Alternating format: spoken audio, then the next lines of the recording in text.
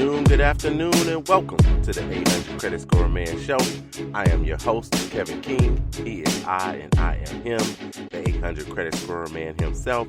And once again, thank each and every one of you for coming in and listening to the 800 Credit Score Man Show every Saturday, 2:30 Eastern, 1:30 Central. That means it's 11:30 on the West Coast. Again, thank you guys for coming in and listening to the show. I truly appreciate it. Over 110,000 listeners to the 800 Credit Score Man Show, and that's all due to you. Thank you so very much. Please share. Please like the show, no matter what format you listen to it on. I know you're listening to it on Stitcher, even on Spreaker. The 800 Credit Score Man Show has its own app. Go pick up the app. Pick up the app today. Of course, it's free. It's available on your iPhone. It's available on your Android. Get it on your iPad. Pick up the app of the 800 Credit Score Man Show. Just type it in, and it'll come up. You download that app, you guys, so you can listen to it at any time that you want to. Every show from the very, very beginning is located on that app, as well as if you're listening to us on Spotify or iHeartRadio or CastBox or YouTube, or you pick a platform, the 800 Credit Score Man Show is there. So thank you guys, and please, again, share and like the show. So today, what are we going to do? I want to jump right into it. I'm going to give y'all a little heads up right now. My son's playing in the baseball tournament. I'm coaching the baseball tournament, and we got to get out of here because we have a game this afternoon. Yes, in sweltering heat, we have a game this afternoon. So there's no rest for the weary. There's no rest for us. So let's jump into this today. I put some things out, a little more than I typically do when it comes to, during the week, about what's happening on the show during the weekend, during the next show.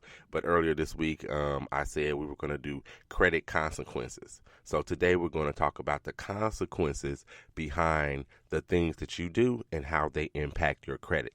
So I'm going to let you know, if you do this, here's what the consequences are and how it impacts your credit score. Some of these things may be positive. If you do some positive things. Some of these things may be negative, because we deal a lot with what the negative is. A lot of people that listen to the show have had some issues in the past, and they're trying to correct them. So we want to address those things to help you move your credit score in the right direction. So we're going to talk credit consequences today on the show. The consequences of the actions that you take and how they impact your credit score. That's what we're going to do. So, I got to give a couple shout outs, right? So let me do this one shout out first. I do like to, how I like to do the youngest among us. So Jalen King, yes, my little cousin, Jalen King celebrates his birthday this coming Wednesday. So on Wednesday, he'll be turning 8 years old. So happy birthday to you, little cuz Jalen King. Let me give a shout out to Natasha Hayes. She celebrated her birthday earlier in the week. So happy birthday to you. My man Wayne Hilson, that's Dr. Wayne Hilson, he celebrated a birthday. Elgin Reese is celebrating a birthday as well. And Darnell Richardson will be celebrating a birthday. So happy birthday to you all. And let me pause right quick and say happy birthday to Frederica Vaughn. Yes, Freddie Vaughn will be celebrating her birthday as well. So happy birthday to you, Freddie, a member of Zeta Phi Beta sorority. Happy birthday. So let's jump into some of these, the consequences and what happens. And today's show is going to be, I think aptly titled, Credit Consequences. So you'll always be able to catch it and go back to it.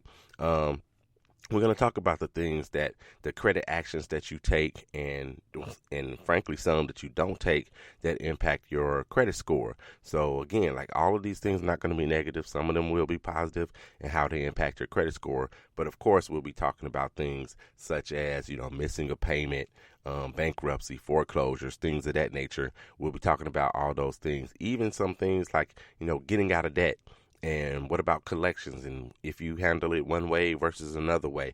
All of those things are what we're going to discover today on the show. So let's jump into one of the first things.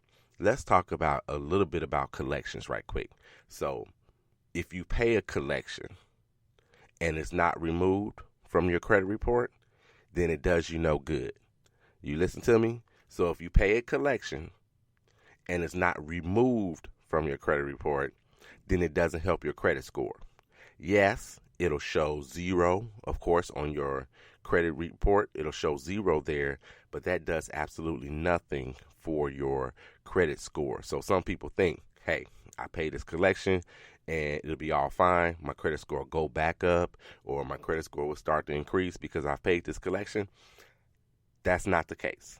So if you pay a collection and it's not removed from your credit report, then you might as well not pay it at all. So the only time that you really want to go ahead and you may have to pay that collection is when and they don't agree to remove it from your credit report, is if you're closing on a home. So they may not remove it from your credit report, but your mortgage lender may require that you pay this collection because they don't want anybody placing a lien on the home that they have, that they carry the first position on. So you might have to pay one of those then. Or let's say you keep getting turned down for a vehicle or whatever, and it's because of your collections. Not necessarily because of what your score is, but it's because of your collections. So those are the times you might have to pay it to help yourself out. And if it doesn't come off your credit report, but it stays there, but it may be a positive for you in that light. But I'm telling you now, there's no need to pay a collection if they refuse to remove it from your credit report. And when you're listening to me and following my advice on how to handle those collections, then you tell them that. If you call your collection agency and you talk to them about removing something from your credit report, once you pay them, whether you pay them in full or you settle with them and they don't want to do it, then you tell them, well, I'm not going to pay you.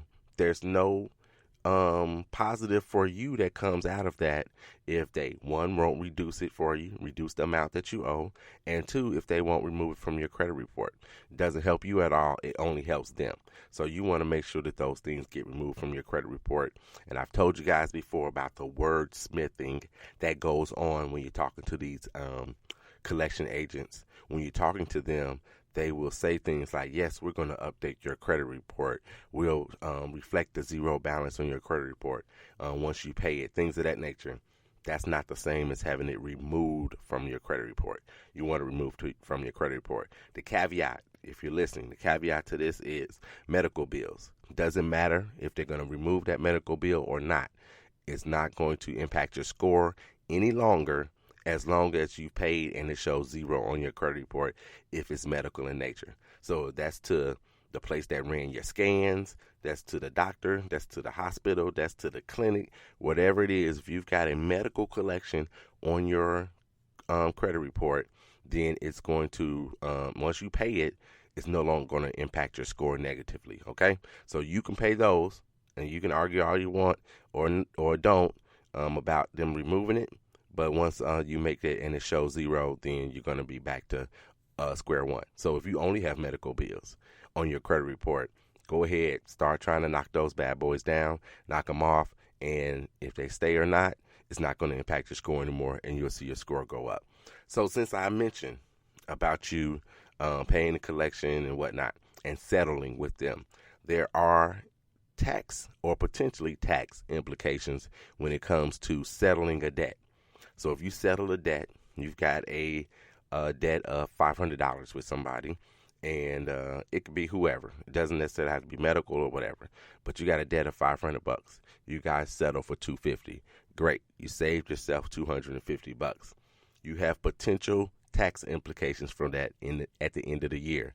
So the $250 that you so-called saved, the collection agency may send you a little card, that you're supposed to reflect on your taxes that basically got a $250 break.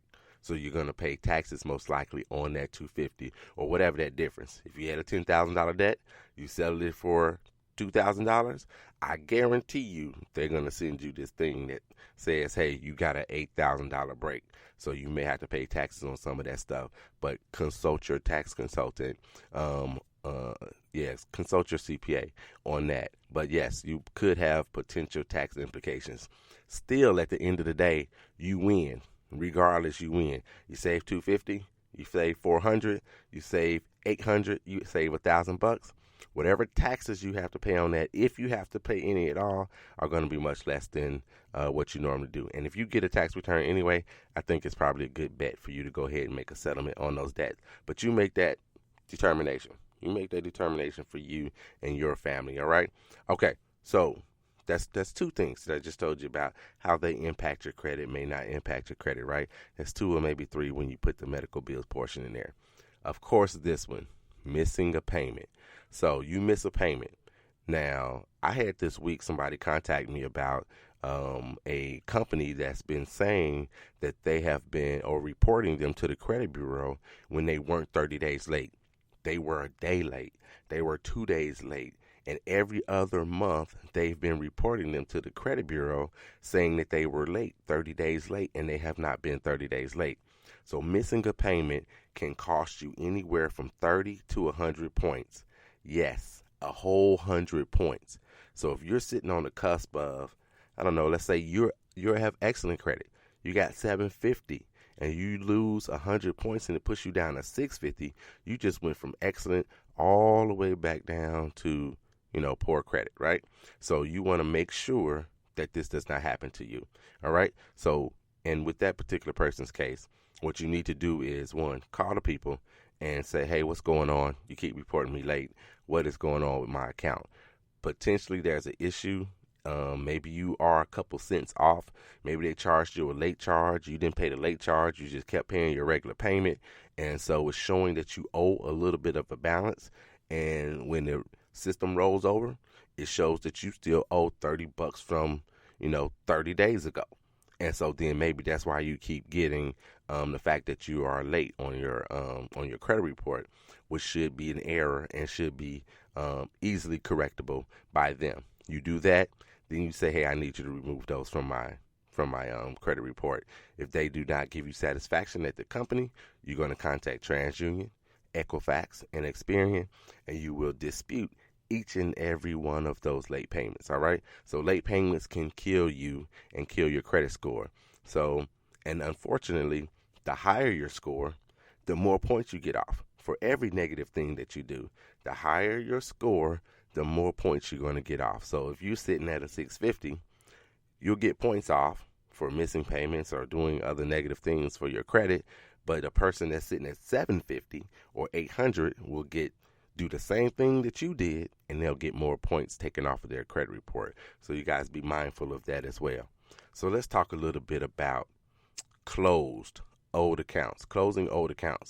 So typically, when I talk about, and anybody that you probably listen to that talks about credit, when I talk about closing an old account, typically we're talking about not closing old credit cards, things of that nature, and especially the old ones, because those old accounts help you with, especially credit card ones, help you with your length of history. They help you with your credit utilization, all of those kinds of things. So that's a lot of, it carries a lot of weight, if you will. All right. So we typically talk about those. So I'm going to tell you now, don't close those old accounts unless you listen to last week's show. And I said, hey, when it might be acceptable to close an old account, right? So don't close the old accounts if you don't have to. But in addition to closing those credit cards account, what happens when you close an installment account? Now, you have two different types of credit, right? You got revolving, which are your credit cards, and you have installment loans, right? And installment loans are your car note, your mortgage, your student loan, anything that has like a term. You're going to pay for it for 36 months. You're going to pay for it for 60 months. You're going to pay for it for 30 years on a mortgage. Whatever it is, those are installments. You probably pretty much pay the same payment every month, that kind of thing. That's an installment loan. So you got those two different kinds of credit. So what happens when you pay off one of those? What happens to your credit when you do so? A lot of us think that that's very positive, and it is positive for your pocketbook. You got a car note, and your car note is $600 a month, and then you finally pay it off. Now you got $600 a month back in your pocket. That's positive for your pocket, not necessarily positive for your credit score. I know it's backwards. It doesn't make common sense. Not at all. It doesn't make common sense. You would think if you fulfilled your obligation, you had a car, you over 60 months, you paid it on time each and every time, and you finally pay it off, that somebody ought to give you some quote-unquote credit for doing the right thing. But that's not the way the system works necessarily. So when you pay off that vehicle, yes, your credit score can go